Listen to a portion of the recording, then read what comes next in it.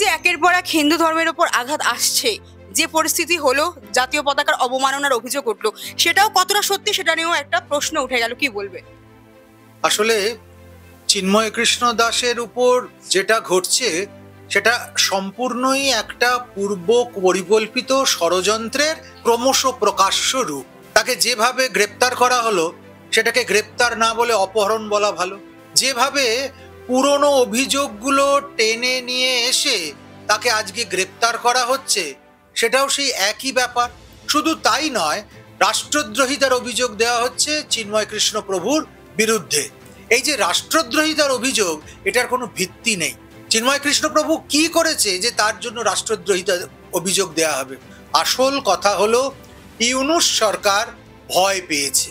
এর আগে বাংলাদেশ স্বাধীন হবার পর থেকেই কিন্তু ক্রমান্বয়ে হিন্দু বিরোধিতা হয়েছে, হিন্দুদের ওপর আক্রমণ হয়েছে, হিন্দুদের সম্পত্তিকে শত্রু সম্পত্তি বলে দাগিয়ে দেওয়া হয়েছে, চিহ্নিত করা হয়েছে, হিন্দু নারীদের ওপর ধর্ষণ হয়েছে, নানানভাবে হিন্দু পুরুষদের জীবিকা, তাদের বৃত্তি, তাকে বারবার আমরা দেখেছি খণ্ডিত হতে এবং নানানভাবে তাদের জীবনকে বিপর্যস্ত করে দেওয়া হয়েছে।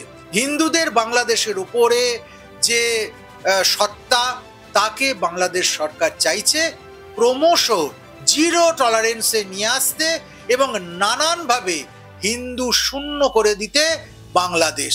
আসলে একটা ইসলামিক স্টেট ঘোষণা করতে গেলে সবচেয়ে শক্তিশালী যে বিধর্মী, তাদেরকে সবার আগে সেখান থেকে সরিয়ে দিতে হয়। ওদের ভাষায় আমরা কাফের। সেই কাফের মুক্ত করবার জন্য ওদের ভাষায় আমাদের মেয়েরা মালাউনের সম্পত্তি, আমাদের মা বোনেদের মালাউনের সম্পত্তি হিসেবে চিহ্নিত করবার জন্য ক্রমান্বয়ে ধাপে ধাপে হিন্দু নিধন যজ্ঞে আহুতি দেওয়া হচ্ছে। এই সমস্ত তারই এক একটা বহিঃপ্রকাশ। আমরা দেখলাম যে আপনি পথে নামলেন, তার সঙ্গে কাজী মাসুম আক্তারকেও দেখলাম। একটা সম্প্রীতির বার্তা, একটা ঐক্যের ছবি দেখা গেল, কিন্তু মনে হচ্ছে না কখনো কখনো হিন্দু মুসলমান করে একটা বিভাজনের রাজনীতি চলে আসছে সামনে? হিন্দু মুসলমান করে যে বিভাজনের রাজনীতি, সেটা তো ইউনূস সরকার শুধু কেন বলবো, বাংলাদেশ সরকার প্রথম থেকেই করছে। এবং হিন্দু মুসলমানের বিবাদ বিচ্ছেদ এটা প্রথম থেকেই বজায় রাখবার চেষ্টা করছে এবং যাতে সেটা বজায় থাকে সেখানকার সরকারি আধিকারিকরা প্রকাশ্য সাংবাদিক সম্মেলন করে হিন্দুদের বিরুদ্ধে হুমকি দিচ্ছে। যে ভাষায় তারা কথা বলছে সেটা কোনো সভ্য দেশের, বিশেষ করে কোনো গণপ্রজাতন্ত্রী দেশের গণতন্ত্রের ভাষা হতে পারে না। স্বভাবতই আমরা এটা ধরেই নিয়েছি যে হিন্দুদের বাংলাদেশে আর থাকতে দেবে না, আর সেই সঙ্গে সঙ্গে আমরা সিদ্ধান্ত করেছি বাংলাদেশ ছেড়ে হিন্দুদের চলে আসার কোনো প্রশ্নই নেই।